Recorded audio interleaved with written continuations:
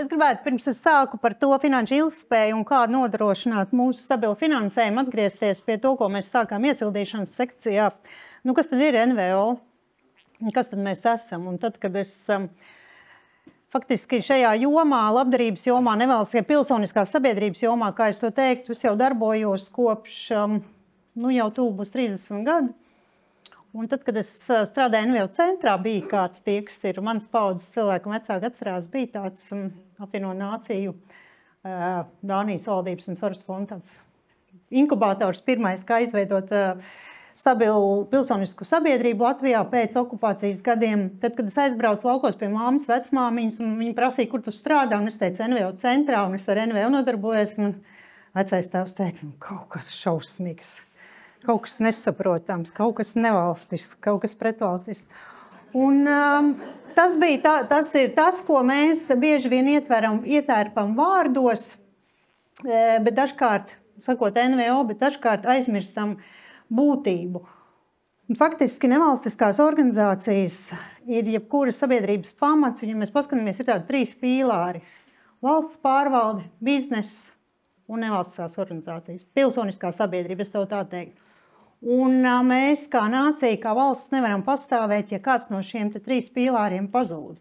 Bet pilsoniskā sabiedrība faktiski tomēr, lai arī mēs sakam, ka bizness mūs baro, un tā tas ir, biznesa vienīgais mērķis ir pelnīt, nevis atbalstīt NVO. Valsts pārvaldes mērķis, protams, ir nodrošināt satversmes un tā tālāk visu iedzīvināšanu, lai mūsu nācija, kā latviešu pamatnācija attīstītos un mūsu kultūra un labklājība būtu. Bet mēs, kā pilsoniskā sabiedrība, esam tie, kuri pirmām kārtām mēs esam izveidojuši valsti, un otrkārt mūsu atbildība ir to noturēt atbilstoši tiem mērķiem, ko mūsu senči ir dibinājuši. Tāpēc, ka tad pirms 18. gada, 18. novembra, nebija ne Saeimas deputātu apmaksātu, ne pašvaldības tādā izpratnē, ne kultūra kapitāla fonds, kas maksātu dziesmu svētku dalībniekiem. Bija pilsoniskā sabiedrība, kas ziedoja savu laiku, savu naudu, savus resursus, lai sasniegtu lielāku labumu, kopējo labumu, un kas tad izveidoja, sanāca cilvēki kopā un nodibināja valsti. Un faktiski mēs esam tie, kuru pienākums ir visu laiku turēt roku uz pulsu un skatīties, lai šajā te mūsu mīļajā valstī katrai grupai, kur mēs pārstāvam, būtu labi.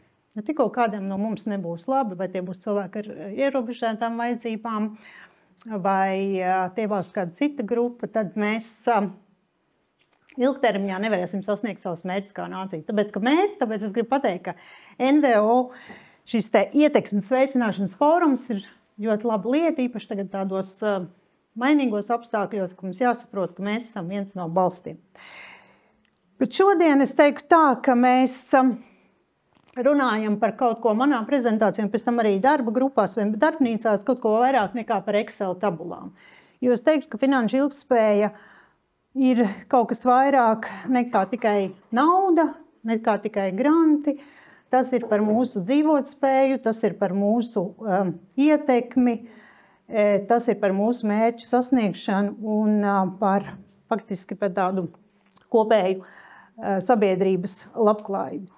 Un tā ir platforma, es teiktu, ja mēs runājam tādos finanšu ilgspēju platformas, kuras mēs varam celt taisnīgāku, drošāku un cilvēcīgāku sabiedrību. Īstenot katrs tos savus mērķus, tos cēlos labos mērķus, kāpēc mēs esam apvienojušies tādā vai citā pilsoniskās sabiedrības organizācijā, vai nu biedrība, vai fonds, vai nu kā savādāk. Lūk, un ilgtspēja, kā tāds vārds, man liekas, viņš ir tāds, tad, kad tu sāc darboties, jebkurā jomā, kad tu esi jauns, un tad tev saka, kāda ir tava misija, kāda tava vīzija, kāda tava ilgtspēja. Sākumā tie ir tikai tukši vārdi. Es atceros pirms daudziem gadiem, kad bija viena organizācija, kas teica, mēs jums iedosim tādu maziņu neaizskaramu kapitālu, bet jūs mums uzrakstiet organizācijas stratēģiju un nodefinēt ilgtspēju. Un es sēdēju un Es nevarēju salikt kopā, tas bija ļoti sen, divas lietas. To, ko viņi man prasa rakstiski, un to, ko es daru un ko es redzu. Un tad brīdī es sapratu, ka patiesībā, ja es neielieku saturu, jēgu un būtību tajos vārdos kā ilgspēja vai kā misija vai vīzija, tad es nevaru citiem izstāstīt, kas es esmu un kāpēc to daru. Un tāpēc ļoti svarīgi, es kā pēc pamata izglītības psihologs saku, ka ļoti svarīgi vienmēr visu verbalizēt. Un tas, ko arī ko Madara teica, ka ir svarīgi, ka tā stratēģija ar šo savu ilgspēju mums ir galvās katru dienu, nevis uzrakstīt kaut kur uz papīra. Un, ja mums ir tāda stabila finanšu ilgtspēja, tad mēs varam izdzīvot tādos lielās vētrās.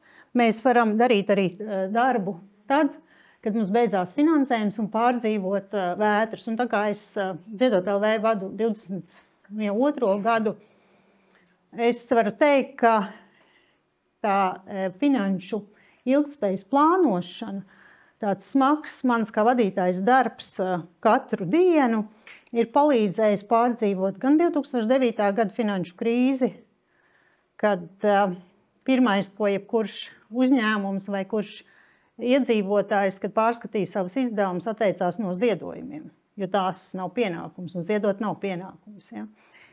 Gan kara sākums 2022.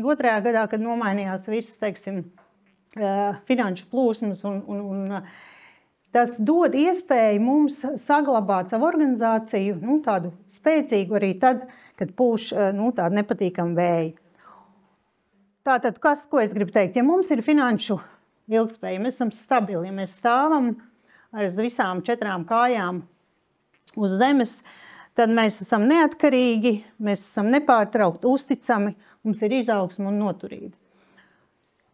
Mazliet pašskriešu pa priekšu, bet par tas, ka mums ir finanšu ilgspēja, tā ka mēs esam stabili finansiāli, tas rada sabiedrībā lielu uzticamību, kā organizācija, kura var parādīt stabilu finansējumu gadu no gada finansētājiem, jebkuram privātam ziedotājiem, uzņēmumam vai fondam, rada pārliecību, ka jūs lietas koks, kurš māk darboties ar resursiem.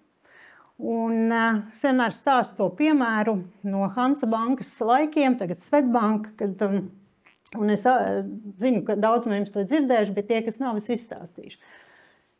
2003. gadā, kad dibināja Ziedot LV, mūsu galvenais atbalstītājs bija Hansa banka, kur teica, jā, ir pienācis laiks, internetu maksājums izmantot arī pilsoniskās sabiedrības atbalstam. Un, hei, NVO centrs toreiz, vai jūs negribat uzsākt jaunu programmu, ka mēs jums iedosim know-how, kā internetu maksājums izmantot ziedojumu piesaistē.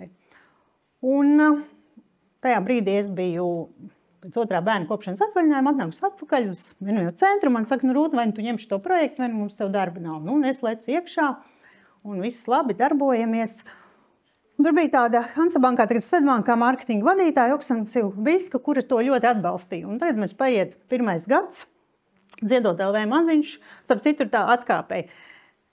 Es esmu dzirdējis tādu, jums jau labi, jūs jau Ziedot LV, jūs jau lieli, jums jau ir labi. Bet tad, kad mēs sākām 2003. gadā, mēs sākām telpā bez loga, 1,5 darbinieks, bet ar milzīgu ticību.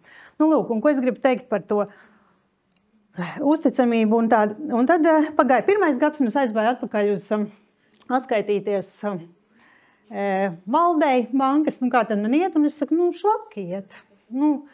2003. gads mēs lietojam pārsvarā e-pastus, un mājaslaps ir diezgan jaunums, bet pārskaitīt naudu internetā ar internetbanku, tas ir kaut kas aizdomīgs joprojām. Ja mēs kā sabiedrība mācamies to darīt, un tad vēl atdot kaut kādai labdarības organizācijai, kuru es nepazīstu, kur ir internetā, mums gāja ļoti, ļoti grūti, kamēr cilvēki iemācījās, tā kā saprast, ka kas ir kaut kas uzticams. Un viņi man saka, labi, 1. gads, neko darīt. Palīdzēsim vēl administratīvi. izturēt nākamo gadu. Paiet nākamais gads, es tiešām ticu tā lietai, es strādāju, man ir komanda, jau mazliet lielāka, neesam pusotrs cilvēks, un jau esam 2, loks parādījies. Un es atkal aizēju atpakaļ ar šo te atskaiti, un es saku, mums ir šogad, tas bija Latos 123 000 lati, saziedoti organizācijā, mēs sākam kaut ko citu darīt, un tā es saku, bet tā kā mums tā administratīvās lietas, kad nav tas finansējums administratīvais un tā tālāk. Un viņi saka, nav labi, kaut kas nav problemātiski, ir, jā. Nezinu, vai mēs varēsim jūs atbalstīt nākotnē. Man šausmas neko, es atpakaļ strādāt. Pēc 3. gadā atnāku, un 3. gads mūsu organizācijai bija ļoti veiksmīgs. Mēs uzņēmāmies daudz riskus. Mēs sākām strādāt ar televīziju, atcerieties, bija tāda labestības diena. Tie, kas ir, kā saka, analogo vēl sistēmu lietotāji, tie atcerās ar Katrīnu Pasternaku, mēs izveidējām sadarbību. Un es 3. gadā aizēju atkal atskaitīties un saku, mums iet ļoti labi, mums ir pieaugums, mēs tur tā. Oksana klausās un saka, ak, Dievs, cik labi, mēs gribam jūs atbalstīt. Mēs gribam jūs atbalstīt, jo man likās, kad es aiziešu ar šo domu, ka mums iet labi, ka mēs esam neatkarīgi, tiekam uz priekšu, viņi teiks, ejiet. Viņi man saka, mēs gribam jūs atbalstīt, mēs gribam ar stiprajiem, veiksmīgajiem, tādi, kas māk naudu piesaistīt un iedot. Un tāpēc mans padoms pie šīs uzticamības vārdiņa vienmēr ir neiet pie finansētāja, ziedotāja. Mēs esam nabadzīgi, mūs neviens neatbalsta. Es to ļoti bieži sastopu.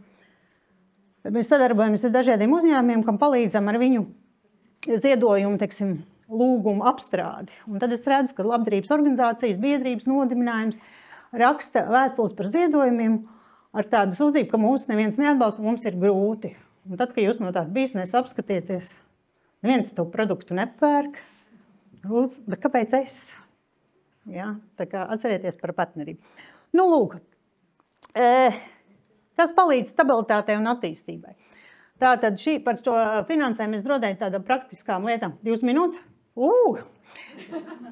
Mēs runāsim ļoti konkrēti darbnīcās, bet principā mums ir jāatcerās, ka jābūt ir izpratnē par stabilitāti un attīstību. Ja? Kāpēc tā ir, kas ir mūsu galvenie izaicinājumi? Mums ir jābūt vienmēr kā vadītājam jāzina, kas ir manas finanses, kā viņas kustās, kad man vajadzēs nākamais maksājums, vai es varu ielikt uz vienas nakts depozītu savu projektu atlikumu, lai man nosaktu bankas kontu, vai es varu investēt depozītā, jo man pēc 3 mēnešiem tikai tas finansējums vajadzīgs, vai es varu atrast labāku veidu, kā ieguldīt naudu. Tas ir izpratne par to, kā vispār rodas nauda un kā viņa plūst un ko ar viņu darīt. Un cik kas maksā. Un vēl finanšu avotu dažādošana, tādai finanšu ilgspējai, tas ir numur 1. Mēs nekad nevaram paļauties uz vienu finansētāju, lai cik mums viņš liktos jauks un mīļš, un ir jābūt dažādībai, lai kad vienā brīdī ir kritums, tad mēs varam iet pie cita. Ziedojuma spēks. Es teikšu, ka Latvijā joprojām ziedojuma spēks ir maz novērtēts, bet viņš varbūt ir tā kā mazliet bijis okupācijas gados, tā labdarība un ziedojumi nonicināti, bet šis ir viens pamats, lai, ja jūs gribat, lai jūsu sabiedrība atbalsta jūsu darbību, jums ir jāspēj panākt, ka viņi atbalsta to arī ar savu 1 eiro. Un apgriezieties otrādi un paskatieties, vai jūs, kādai organizācijai tāda kā jūs esat, kas šeit darbojas Liepājā, ja jūs ieraudzītu tādu pašu līdzīgu organizāciju Daugavpilī un viņi jums lūgtu ziedot, vai jūs ziedotu? Tas ir pirmais jautājums, kas jādod. Un ziedojumi ir pārsvarā mūsu organizācijām, kas mēs esam jāskatās uz privātu personām. Un 4. kas ir ļoti, ļoti svarīgs finanšu ilgspējai, tā ir cilvēku kapitāls, komandas spēks. Jums, kā vadītājiem, ir jābūt tādai komandai, kurā jūs investējat, kura jums palīdz noturēt šo te finanšu ilgspēju, jo jūs viens kā vadītājs nevarat būt tikai tas, kurš piesaista finanses, ja jūsu komandā nesapratīs katrs, kā nevalstiskai organizācijai rodas nauda, tad būs švaki. Jums ir jāpanāk, ka katrs biedrs, katrs dalībnieks, katrs brīvprātīgais, katrs darbinieks saprot, ka nauda nerodas jūsu kontā, neaug kūkos, ka no katra mūsu darbības, katra viena ir atkarīgs, vai mums kāds ziedos, vai mums būs granti, vai mums būs, teiksim, kāds akcijas un kampaņas. Lūk, pārējo darbnīcās. Jā.